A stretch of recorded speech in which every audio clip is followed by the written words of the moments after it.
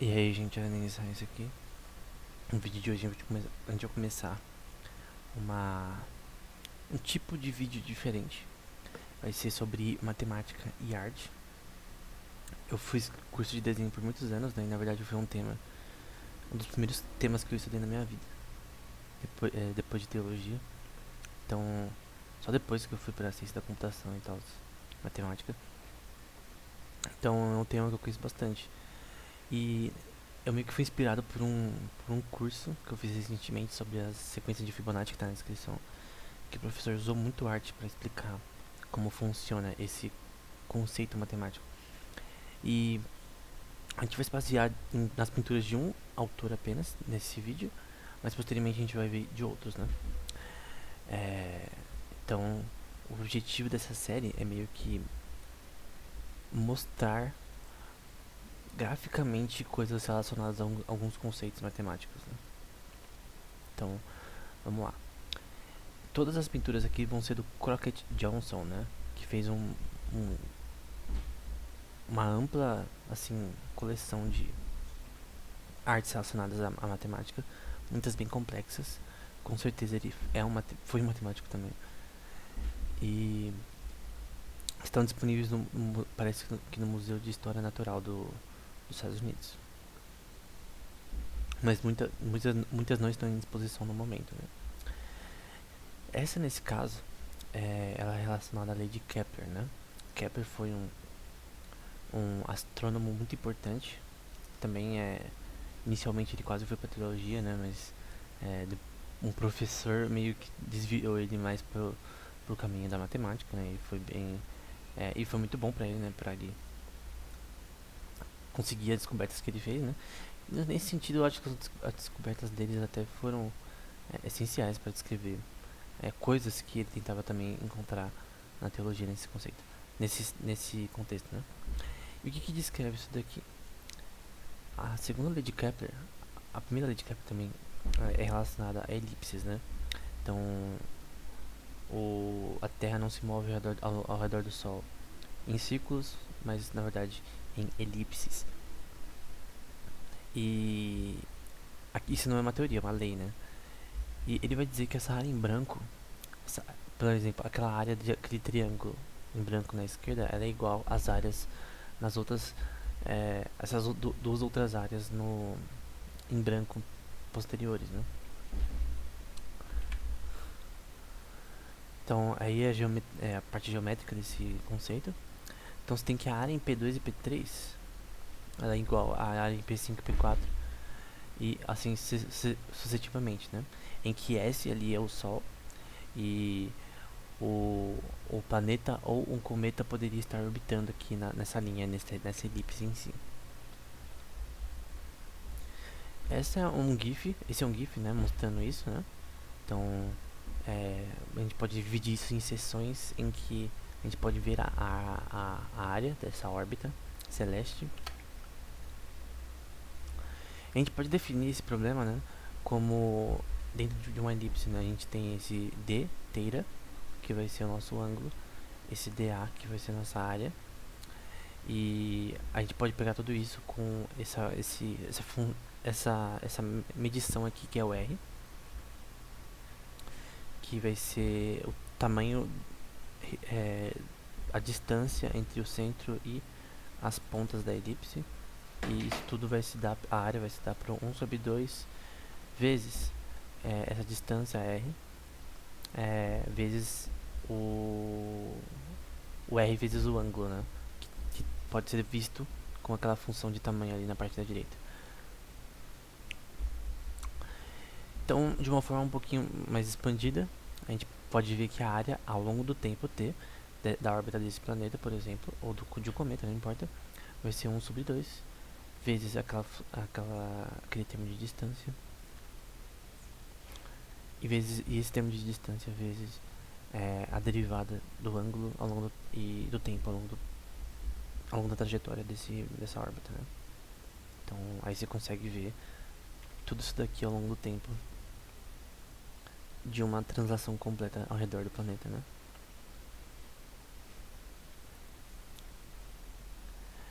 Aqui Aí, na parte da esquerda a gente vê o angular momentum, né? Que a gente tem a massa vezes aquela distância anterior que a gente viu do raio dessa elipse, e aquele y ali que vai ser o nosso ângulo, né? Então a gente quer ver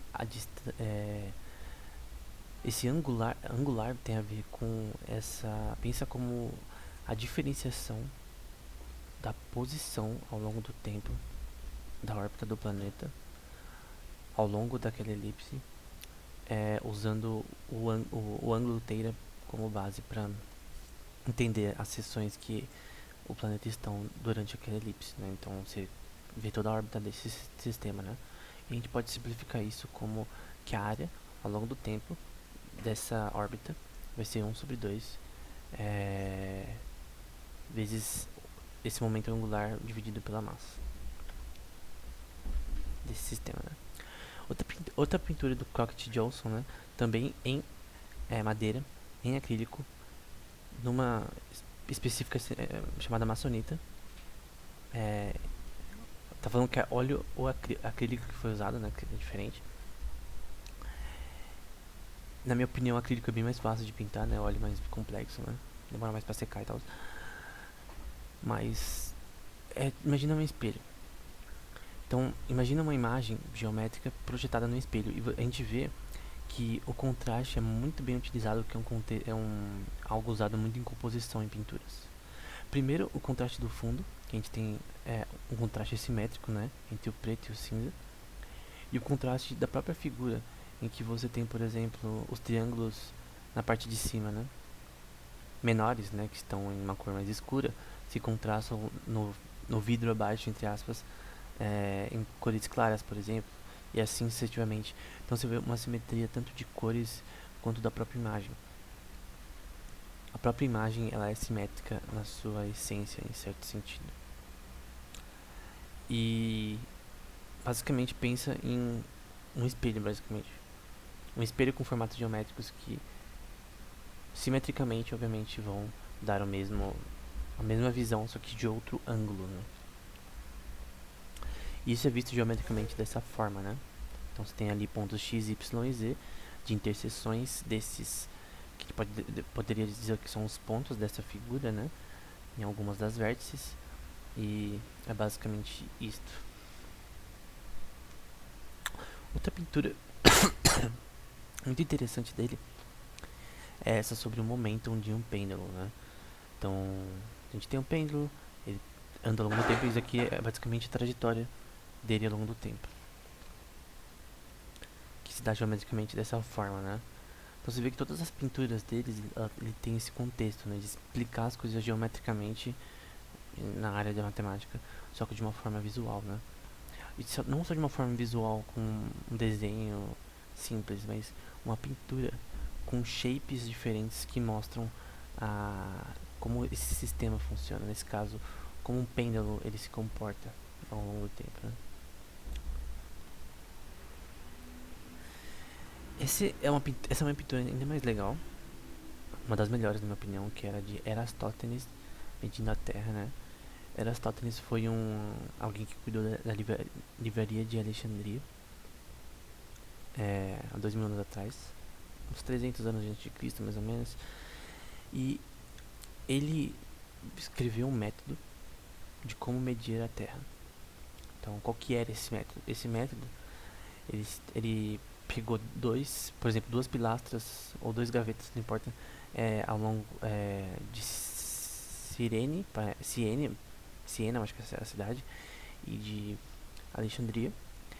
E ele viu que no mesmo momento, no mesmo horário, a sombra de cada uma era diferente. Nesse sentido, se ele, por exemplo, pegasse um relógio solar e colocasse em um ponto e em outro, ele veria que era diferente a sombra. E se a sombra é diferente, quer dizer que o tempo era diferente. Porque a gente media. A gente tipo, sempre mediu o tempo naquela época, por exemplo, com o relógio solar, né? Que aparece as sombras. Só que as pessoas não sabiam, talvez, que as sombras eram diferentes em diferentes lugares. Então, se você estivesse em uma região do planeta, obviamente, uma região da Europa, a sombra seria diferente da outra, e ele percebeu isso. E ele calculou ali esse ângulo, por exemplo, em Siena 0 graus, em Alexandria 7,2. E ele viu que ele podia medir isso como 1 sobre 50 de uma circunferência. E basicamente, com esse experimento simples, ele conseguiu provar a circunferência da Terra há mais de 2.000 anos atrás. Então foi um experimento, né? Uma explicação matemática do nosso mundo que não era normal na época, né? Que só depois de 1.600 anos que foi provado isso, né? E essa pintura mostra isso, né?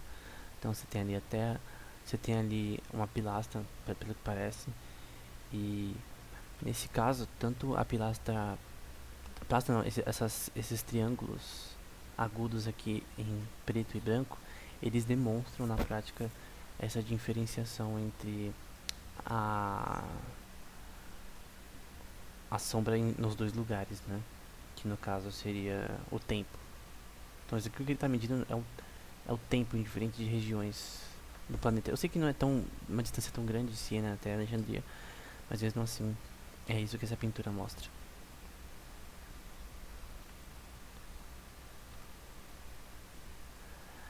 Tem também o Golden Rectangle, né, o Golden Ratio, que é a chamada em português de regra de ouro. E essa regra de ouro aqui é com o pentagrama de Pitágoras também. Então eu já vou explicar essa imagem. Primeiro vamos ver um pouco sobre isso, né? Então a gente tem que a regra de ouro ela é igual a raiz quadrada de 5 mais 1 dividido por 2, que vai ser igual a 1.6.18. É um número racional. A gente denota esse valor como φ. Tem também a regra de ouro conjugada, que é meio que o inverso disso, né? Que é a raiz de 5 menos 1 dividido por 2, que vai ser igual a 0.618. Um número irracional também. Então, nesse caso é chamada também de regra de ouro conjugada, né? A regra de ouro se dá por essa imagem, né? A gente tem ali um quadrado grande e ali um menor ainda, e assim vai ficando esses montes de quadrados cada vez menores que são gerados por esse sistema, né? Que a gente pode ter o quadrado grande como 1 sobre φ, aquele valor que a gente viu antes. O quadrado verde, no caso, que é menor que o anterior, é 1 sobre φ ao quadrado, e assim sucessivamente para o roxo 1 sobre φ elevado a 3 ao cubo, né? E assim sucessivamente, né? Infinitamente, né? Poderia dizer que tem infinitas seções aí nessa espiral da regra de ouro, né? E essa regra de ouro também é muito relacionada com os números de Fibonacci, né? Que eu já vou falar um pouco. Então a gente começa ali com 8, 5, 3, 2, todos os números de Fibonacci, né? E tem essa relação das duas, nas relações de tamanhos, né? Que você pode representar a regra de ouro como uma sequência de Fibonacci, né? Então, essa sequência foi originalmente vista no livro Liber Abaci, né? De Fibonacci, né? Que foi um livro que introduziu também a forma atual de escrever números na prática. E ela se dá por esse valor, Fn. N pode ser qualquer número. N menos 1 mais Fn menos 2. O que significa? Você pode ler nessa sequência aqui, que é a sequência de Fibonacci, que ela é a sequência dos números anteriores, né? Então, 1 mais 1 é igual a 2. Acompanha comigo, né, por favor. 1 mais 2 é igual a 3, 2 mais 3 é igual a 5, 3 mais 5 é igual a 8. Então, o número anterior ao outro é importante. Então, vamos supor que n esteja igual a 2, por exemplo. Então, Fn igual a 2. Então, 2 menos 1 é igual a 1, mais, no caso, em 2, 2 menos 2 vai ser, nesse caso, igual a 0. No caso que essa sequência quer dizer, na prática, né, é que essa sucessão de números, ele é sempre com a soma do anterior.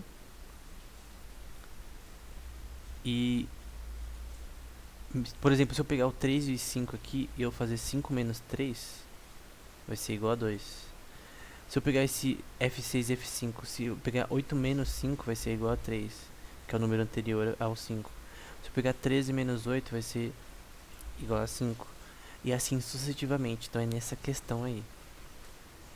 Nessa questão. Sempre vai ser a soma dos números anteriores, mas também os números anteriores eles podem ser vistos como os dois próximos números anteriores subtraídos, né? Então tem essa questão. Então de novo, a sequência de Fibonacci aqui, 1 mais 1 vai ser 2, 1 mais 2 igual a 3 e assim sucessivamente todos os números. A gente também pode pegar os números posteriores, como por exemplo 3 e 8, e fazer um menos o outro, né? Um maior menos o outro, que vai dar o número anterior, né? 3 casas. Então, essa é a sequência de Fibonacci, né? Também tem essa questão do Fibonacci Bamboozlement, que eu aprendi também nesse curso aí, tá na descrição. Que a gente pode ter, por exemplo, essas formas geométricas, né? Que usam 8 por 8, né? Que também é um número de Fibonacci. E se a gente convergir elas de uma forma diferente, usando as mesmas peças, como quebra-cabeça, a gente tem uma sequência também de Fibonacci, né? 13 e 5, você pode ver aqui que também são números de Fibonacci, né? Então, e o legal é que 8 vezes 8 vai ser 64, mas 13 vezes 5 vai ser, se não me engano, 65, parece. Então, nessa construção, eles são as mesmas peças, mas na construção da direita você tem uma peça a mais. Então, é meio que um quebra-cabeça da vida, né? Porque tem que ser 8 por 8, essa questão. E esse tipo de sistema, ele cria... Ele pega algo fixo e consegue criar mais um. Consegue pegar algo par e se tornar em um número ímpar, número primo. Então é bem assim relevante também para o Golden Ratio, né? E voltando para a pintura, essa pintura é os dois, tanto o Golden Ratio, né? Tanto a regra de ouro quanto o pentagrama de, como fala, de Pitágoras. Então você tem a parte da regra de ouro em preto e meio que um amarelo aqui, um tom de amarelo aqui, meio puxado para uma cor um pouco mais escura, né? E você pode ver assim por esses triângulos aqui, de certa forma, esse pentagrama de Pitágoras, né, no meio, uns triângulos em cima no formato de estrela, mas ainda assim você consegue ver o retângulo da regra de ouro, né, que a gente viu nos outros slides, né. Então é uma pintura bem complexa, sinceramente, que eu talvez não consiga analisar com toda a minha com toda a minha capacidade atual, né.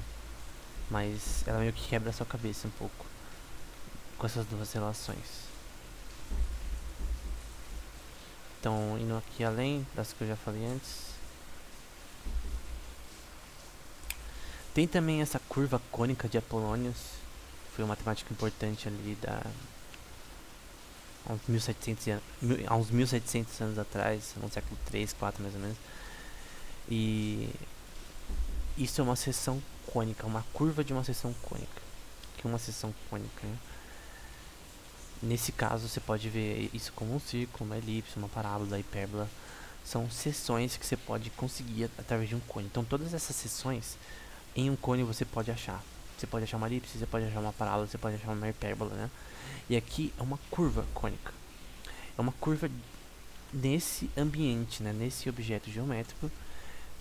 Ele descreveu nessa pintura seções de uma curva desse cone, né? Nesse shape, né? Então é uma pintura bem legal também de se analisar. Esses são os, os triângulos homotéticos, né? São triângulos que eles são iguais entre si, mas somente nesse leque, né? Que eles estão entre o outro, né? Então a gente tem que as cores dos triângulos assim, aqui, dos triângulos em si, eles são de cores um pouco mais escuras, né? Versões mais escuras do roxo, do verde, do amarelo e do vermelho. E depois delas a gente tem algo que parece não um quadrado, né? Parece um retângulo. Só que esse retângulo, se você dividir ele no meio, você vai ver que ele produz um triângulo. Então se eu pegar nessa área roxa, por exemplo, foca na área roxa, e você tem a divisão entre as duas. Se você aumentar a linha da divisão para outra vértice, você consegue ver que você consegue dividir isso daqui em triângulos. Então de todos os pontos que dividem as cores, você consegue dividir isso em triângulos. E no fim, o que vai ter nessa imagem, o que poderia ser feito é só triângulos. Então na prática, se você analisar isso de uma forma geométrica e visual, você consegue ver só triângulos nessa imagem. Triângulos com a mesma área. Então essa questão dos triângulos homotéticos, né? Então é algo bem assim interessante. E visualmente é o mais talvez interessante de analisar dos que a gente viu aqui. Então que pode ser visto dessa forma aí. Era isso, espero que esse vídeo tenha sido útil. Eu tive a ideia desse vídeo recentemente. Eu gostei muito de executar. Eu não vou trazer só desse artista, obviamente. Eu vou procurar outros tipos de artes, de outros artistas também. Eu tô pensando em falar sobre a escala de Penrose, por exemplo, que é algo bem interessante nesse contexto. Tem várias pinturas relacionadas à escala de Penrose que eu quero trazer também. Essa questão de quebra-cabeças de ilusões, que também são relacionadas a questões matemáticas, né? Então, acho que é legal essa questão dessa assimilação entre humanas e exatas. E a gente pode sim unir os dois. E eu acho esse tipo de pintura muito melhor do que pintura abstrata, que você não entende nada. Mas é algo relacionado a algo exato, que tem uma abstração que cativa os olhos e que ensina também o ouvinte que quiser aprender mais sobre como que funciona a matemática por trás daquela figura, né? A geometria por trás dela e o contexto dela. Que a gente viu coisas em astronomia, coisas em geometria, coisas que talvez você acharia extremamente chato na prática, que você nunca pararia pra ver. Mas quando você vê a arte, você acha, nossa, que da hora, eu queria entender como funciona. E talvez seria uma forma mais legal de aprender matemática, né? Então era isso, até o próximo vídeo.